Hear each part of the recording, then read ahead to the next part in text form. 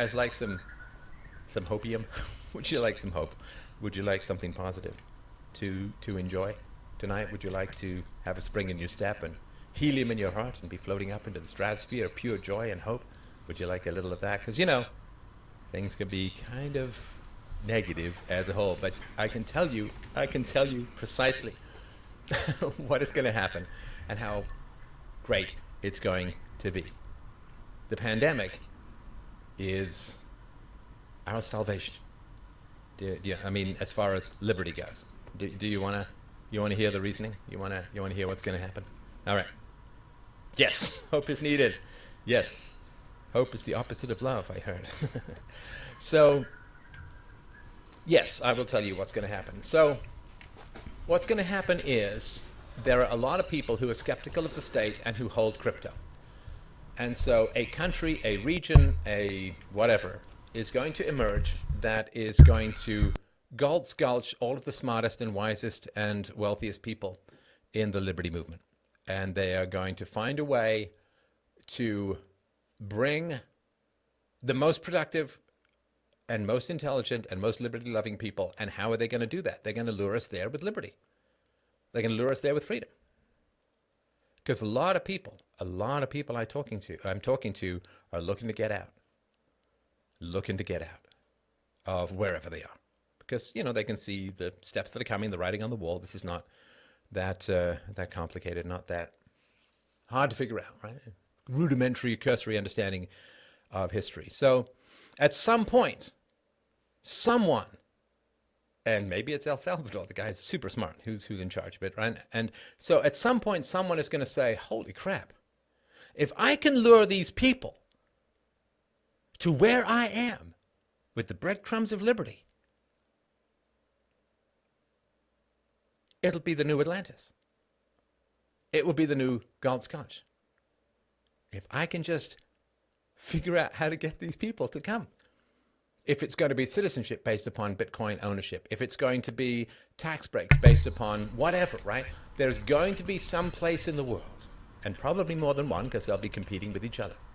There's going to be some place in the world that is going to scoop up the digital nomads, put them in its economy, and become immensely wealthy.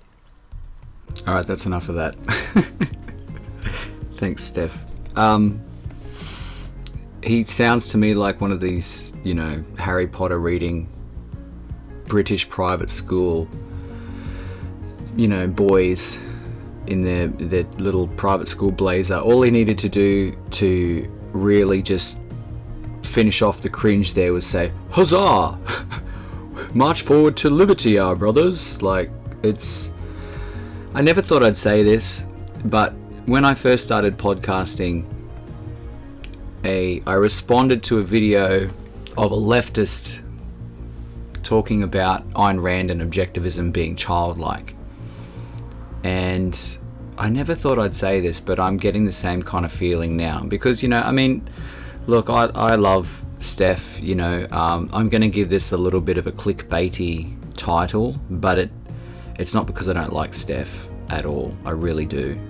But he's reverting back to Atlas Shrugged yet again. It's like he's made a whole career off that book, which, is amazing. But if you haven't read it, it's basically Galt's Gulch. John Galt is the heroic super achiever, the man that can do no wrong, and he steals all the productive from society, from the parasites and the government, and they all go to this magical place and just live in this technological, magical wonder world where they aren't being parasitized by the needy. And look, there's a lot of truth to that. I don't completely disagree. But I made this point on a chat in my Telegram, and I'm going to make it again here. The reason why I don't think that's going to happen is because the institutions have been self-selecting for decades for people who won't do that.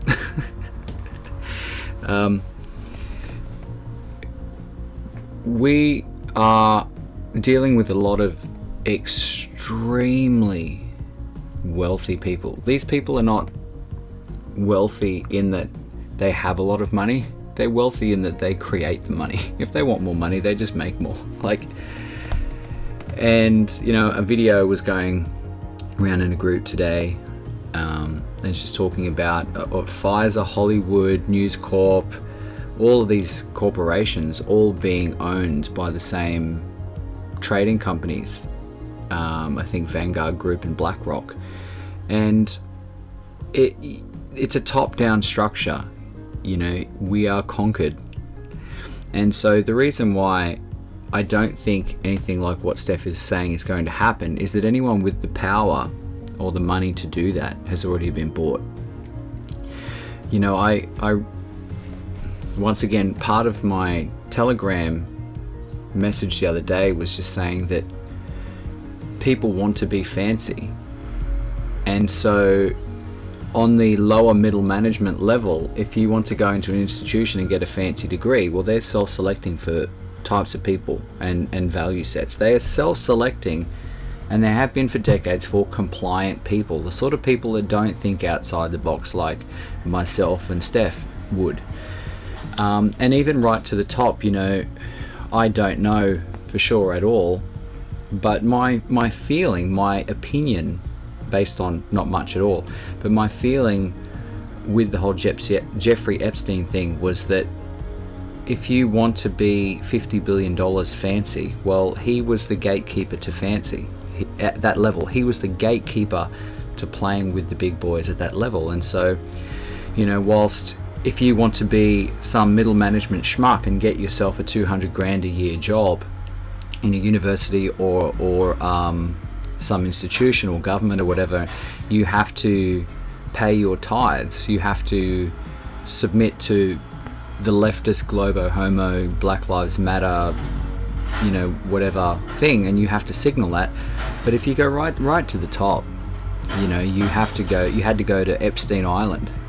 That was the gateway to playing with to the big boys, you know what I mean? And so that's the whole point of these initiations, is that they select for the people that will play ball on their terms. If you want to go through the gateway to power, well, you have to pay the cost, and when you've paid that cost, they own you. And so this has been happening for decades. Even Bitcoin, Kurt Doolittle has mentioned that it's clearly an experiment by governments about a purely digital currency. I think at this stage it's even naive to think that if someone wanted to start a Galt's Gulch based on Bitcoin, that the powers that be, that don't want to leave you alone, that want you to work and produce for them, that they wouldn't just turn the network off. It's naive to think that this is ground up stuff. It's not. And this is, look, I really respect Stefan. I've met him in person. I think he's a really smart and honourable man. But I think that at the end of the day, he falls victim to the problem that a lot of us have, is that we think that other people are like us. And the problem with libertarianism or objectivism or any extreme, free market should be the predominant force ideologies, is that there's so many unsaid assumptions, and the assumption is that people won't use money to screw you over. But you really just need to get out into the world and talk to people about what they value and exist in the world, and just think that people use money to screw each other over all the time. If objectivism would ever work, then why do we have corporations like Pfizer paid the biggest fine in history, but now they're forcing they've bought off the governments. The people who own and back Pfizer have bought off the governments, the media, Hollywood, the education institutions. They've bought off everything, and so now they're forcing their jab into your kid's arm.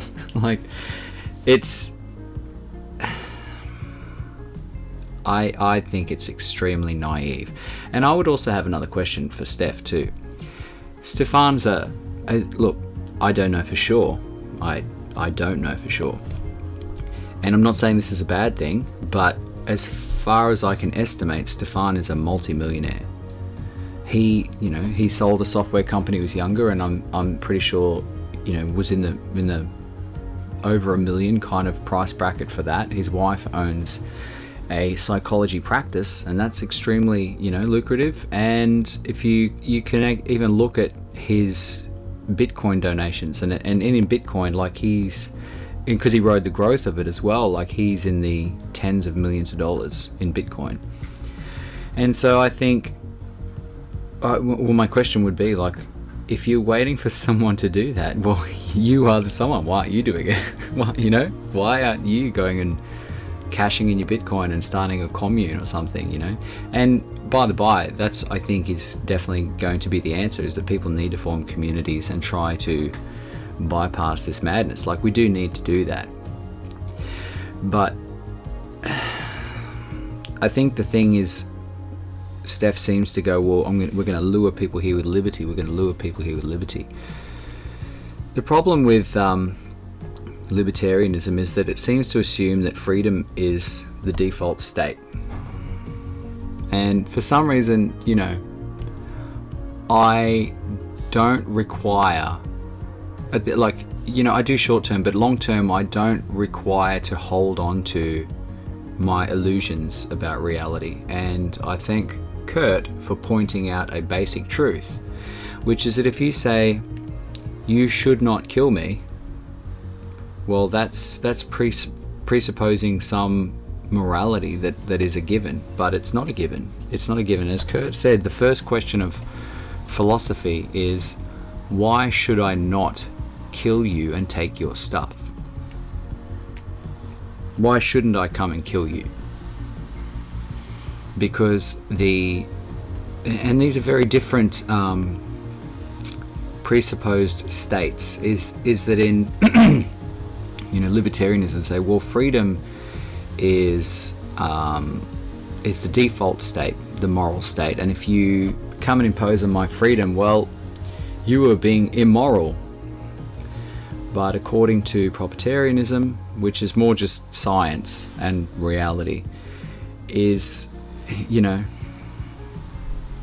can if someone's coming into your area and trying to kill you and take your stuff and take your women, you can yell at them, well, that's immoral, all you like. But there are many, look, at this stage I'm probably happy to say over 50% of human beings will just say meh, and they'll do it anyway. So instead of yelling moralisms at people, where does freedom come from? Where does liberty even come from? And this is really, really important to understand, and it's scary to understand. So I get it. It's very scary, and it is tearing away so many comforting illusions that we have to let us function in life. But this is a big boy channel, so let's just be completely real. Where does liberty come from? Liberty comes from sovereignty, and sovereignty is me and my friends have a reciprocal agreement that if you come over the hill, we'll fuck you up. We will kill you. We will salt the ground after you. And so leave us alone, because if you won't, you'll regret it. Because in the real world, might does make right. It does. Well, okay. Maybe it doesn't make right, but the whole point is that right is irrelevant. Might makes survival. And so it's not enough to just say, well, let's lure people, let's lure all the Bitcoin traders with freedom so that they can come and trade their shares in companies that don't even exist. It's fantastical. It's childlike, unfortunately. Stefan's not fantastical or childlike, I sympathize, but I just feel like it's an emotional blind spot.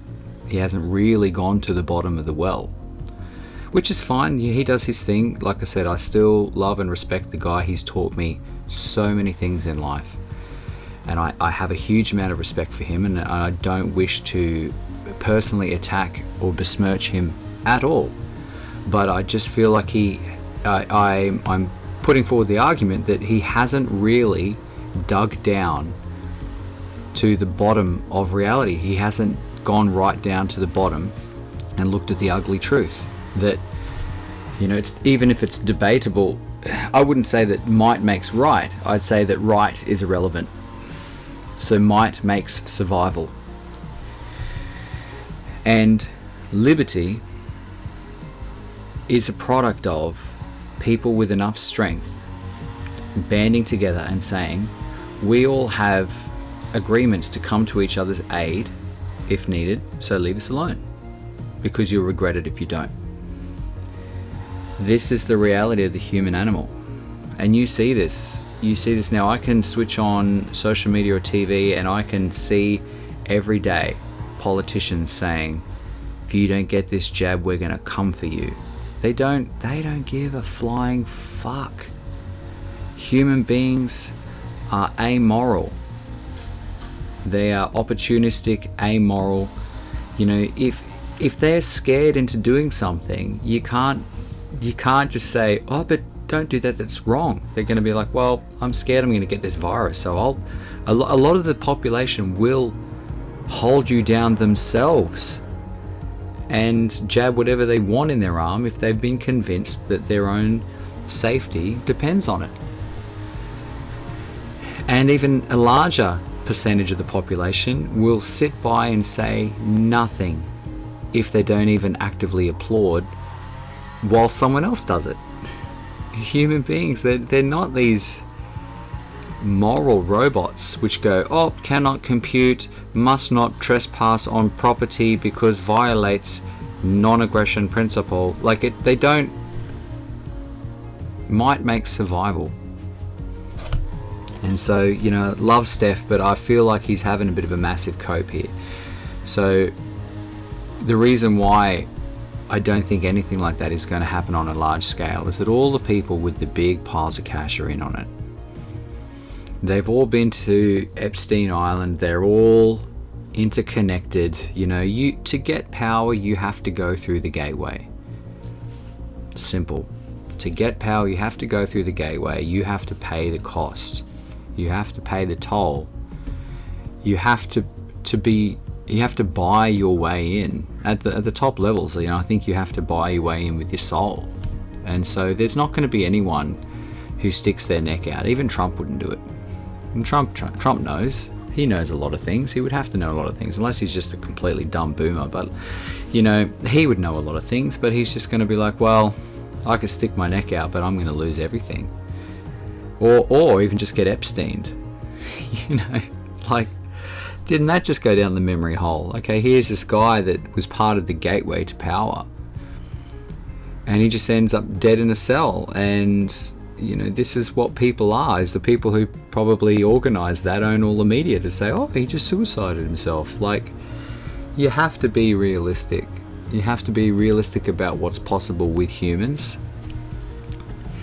And I guess at the end of the day, what I'm trying to say is I don't disagree with Stef, is that you do need community. Devon Stack's talking about it, I'm talking about it in real life with people. But it's not going to be some big thing. It's not going to be some big thing where they just go and buy up a city and it's this Galt's Gulch of, for God's sake, Atlas Shrugged, they couldn't find them because they hid under an invisibility shield. It's getting a little bit Harry Potter there. You think that if someone with enough money, even if it was just someone like Trump, just turned around and said, oh, I'm just going to go buy a city, and then all these people are going to come, you don't think that these people wouldn't just... All they'd have to do is say, oh, it's a hotbed for super spreaders, and so if that gets out, then the whole country, say this is in the US, and they go into the middle of nowhere and they buy a massive block of land and start building a city, and all these people who don't want the vax, because it's become a proxy, the vaccine has become a proxy for people who are on board, and people who are compliant and people who aren't. I think, that's the tribal line, is, like circumcision is it's a buy-in to a group. It's a buy-in to a group to show you got to put something on the chopping block, literally and metaphorically, to show your allegiance. You've got to have, quote, skin in the game if you want to be part of the group. Well, that's what the vaccine has morphed into, in my opinion.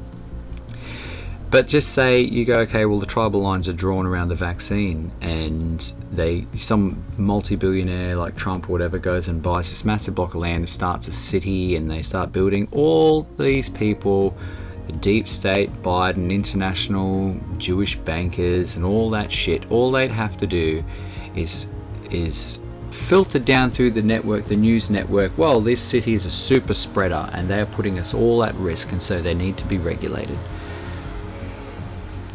I still think it would be worth a try, but you have to, I guess what I'm trying to say is, yes, Steph is right in that people need to get out, there need to be communities and things like that, but you need to be prepared for violence, because liberty is not the default state of existence, of reality, of human beings, of nature, of the state of nature. It's not. It is something that is created under the umbrella of violence. Violence is the currency, the end point. You know, that is the end. That is, violence is the bottom of the well. That is the end point, the reality. Might, you can debate whether might makes right, but might does make survival, and that is not debatable. That is the stark reality in front of your face. And so it's not going to be built on Bitcoin. It's not all these, you know, liberty-loving Bitcoin traders. We'll all just go there and enjoy our liberty. No, it's not going to be that. You need to start. Well, I don't know what you need to do, but at the end of the day, you can either defend yourself or you can't. You either have power or you don't. And, you know, like I said, I don't need illusions to function. A lot of people do, and I have a lot of sympathy for that, but I don't need comforting thoughts to function. And I just think, well, at the end of the day, you survive or you don't. You know, it's quite possible that where we are now, well, we're past the peak of civilization. I don't know, what was it? 60s, 70s, 80s, or 90s, or whatever it was. We're in the downturn now, but whatever it was we just passed, maybe that was as good as life on this planet or in the universe is ever going to get. And maybe that is the destiny of existence, is to just be subsumed by the power hungry and the parasites, and it's all just downhill. Because entropy is the stronger force. You know, it's easier to destroy than create. It's easier to live a lie than to live the truth. It's easier to tell lies to other people and take short-term gains than it is to stick your neck out for the truth. It's easier to believe lies and be comforted now, but than it is to tell the truth for the sake of the long term and to suffer short-term gains for that. So all these things, maybe it can all just be summed up as entropy. The expansion of the sun and the heat death of everything. Maybe, who knows? But at the end of the day, might makes survival. And so either you create a state of liberty by the reciprocal sovereign use of force, or you don't. And I think that's the piece of the puzzle that Stefan's missing. It's not going to be Bitcoin owners. It's not. You either defend yourself or you don't. And I don't think it's going to be a large-scale thing, because if it's large-scale enough to be on the radar, then it's going to come back to the first question of philosophy. Well, why shouldn't these people just come and kill you and take your stuff? So I think there's a little bit of a cope there. That's definitely one difference between what Stefan thinks and what I think, is that I feel like he's still just clinging on to liberty as the default state, whereas I don't think he fully is expressing anyway that liberty is created by the organisation of the use of force, and the enemy certainly organises the use of force extremely well, and the modern technology is only making that even better. A lot of the time when you're sort of podcasting or whatever, you might be walking around in your life and you have a thought, and then you go, I'm going to go make a video about that. And that's exactly what I did here. But I get the feeling with Stefan here that he's talking to himself as much as he's talking to the audience. He's convincing himself not to lose hope. But you know, I do agree with Devon Stack. We are absolutely fucked. And even if it's not now, it's something in the near future. The next 10 or 15 years are going to be extremely interesting. But look, it's not going to be Galt's Gulch. It's not. What you have to look at is, I think, we are the Jews now. You have to act like that. That's what you have to act like the Jews. Under the radar, clandestine, insular, nepotistic, that sort of thing. That's more what it has to be. You are living in enemy territory because there's nowhere else to go. And that's more what it looks like, and is going to have to look like. Anyway, look, I love Stef, but I do feel like expecting some Atlas Shrugged kind of thing, it's a massive cope, unfortunately.